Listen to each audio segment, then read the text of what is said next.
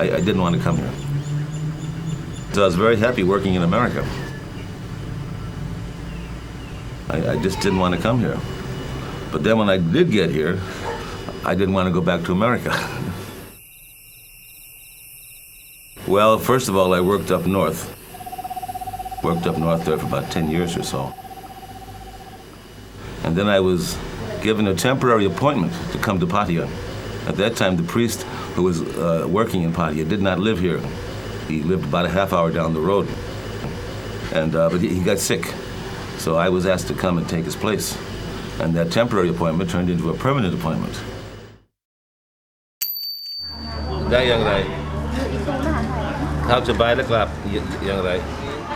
My job in the orphanage is really nothing anymore.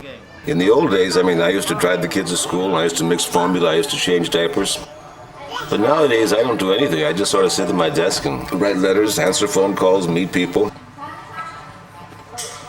I'm getting all the credit for all the work being done, but I'm not doing anything anymore.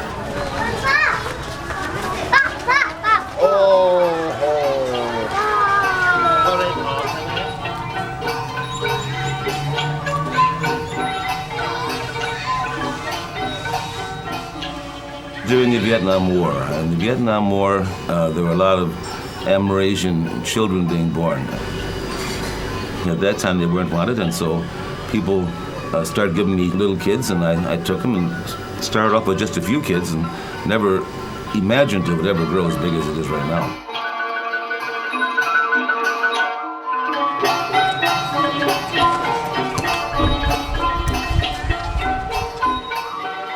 When I look at the kids when they're asleep, it really frightens me a bit because I think of the responsibility that I have. I mean, I'm an unmarried man and I've got over 100 little babies, and I have to be held responsible in the eyes of God for these kids. I'm so moved by watching the kids asleep that I feel really, you might say I am really privileged to help them.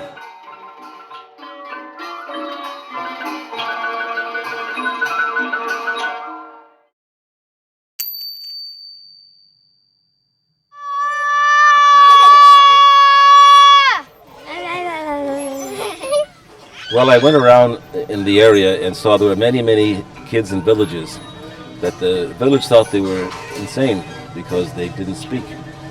And I could see they were deaf. And there was no school in the area for them. And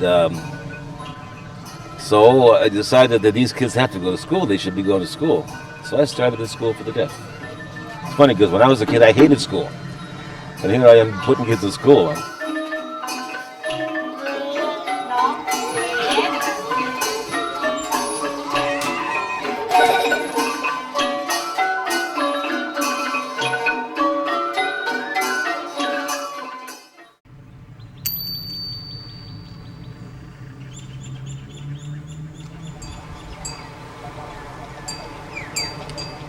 There was no master plan at all. Everything's just sort of happened. So I saw young people begging in the streets and not going to school or anything.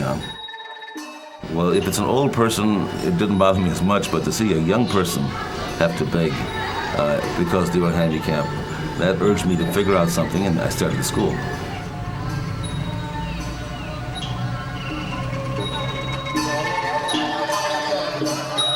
We are literally changing lives. People who couldn't work before, or couldn't get a job before, are leaving that school as a professional. They leave with the knowledge of the vocational training that they can have all of their lives. They will be able to use it all of their lives.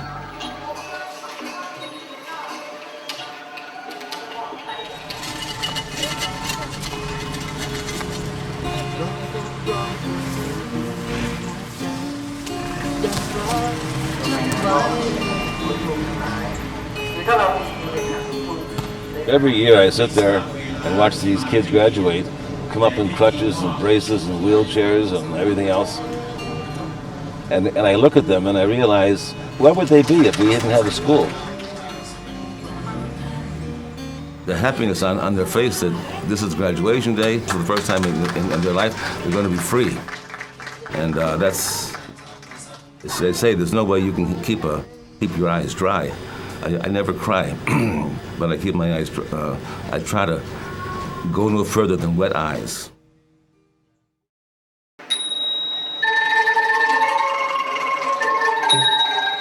A man offered me a building, and of course I took it. I don't know what I'm going to use it for, but I took it.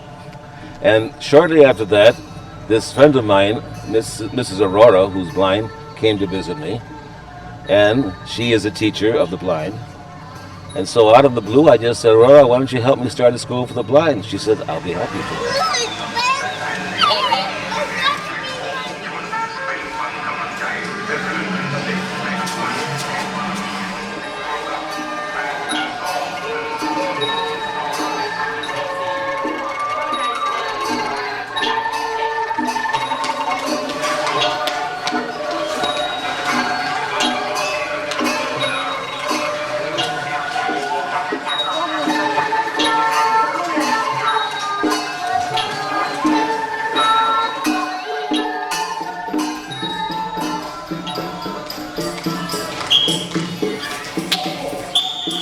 Sports day at the blind school. At certain times, if you didn't know the child who was doing that sporting activity, if you didn't know they were blind, you would say they were not blind.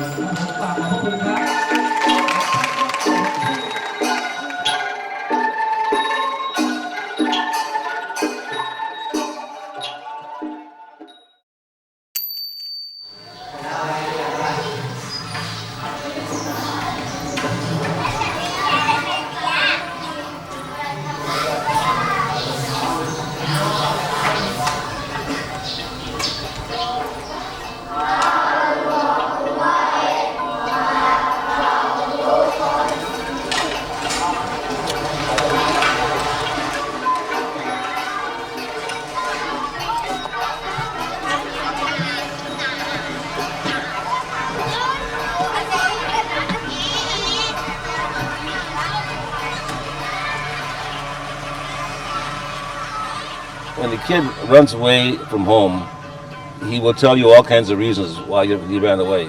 My mother was drunk, my father played cards, there was no money, it's all kinds of reasons. When you finally get him into your home and he becomes your friend and you talk to him and he loves you and he understands you and he gives you his trust, he'll tell you that he really didn't feel like he was loved by his mother and father. He didn't feel he was loved by anybody.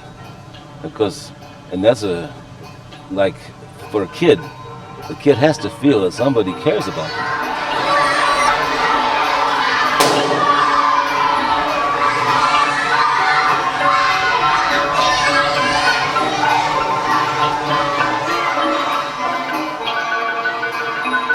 What do you remember, Father Brennan? 23 years. Some of the things he said to me I can't repeat. And so funny. But when he was in a more serious mood, I remember one that he said, you know, we can't change the world. You and I can only change a very small part of it. That's when he was in his more serious mood. The other one is whenever he wanted to leave in a hurry, he would say, I gotta go. Why? I gotta go. I gotta go to bed. Why? Because I've got to get up in the morning and kick ass. The people who I'm helping will have to ask sometime, why is he doing this? Is it because I'm a humanitarian or a glorified Peace Corps member? No, I'm a priest.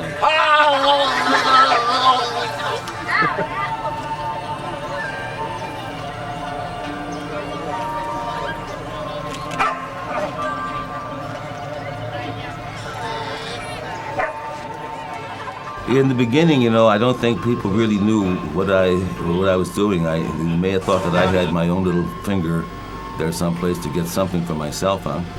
But I think after they saw that I was sincere about what I'm doing, that really helped quite a bit. And then they began to look at the work and they began to see, hey, this guy is doing something, that nobody else is doing and is working. People often ask me, what's going to happen if you kick the bucket, if you die? Well, first of all, I'm not worried about it because I believe in God and I believe in divine providence. I believe that Really, I don't think this could have been accomplished if it was just my work alone. Every project has its own boss.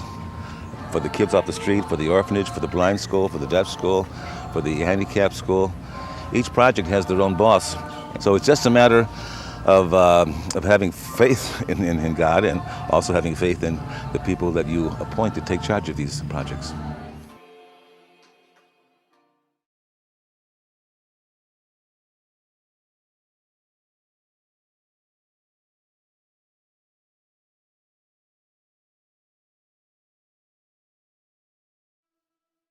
You are an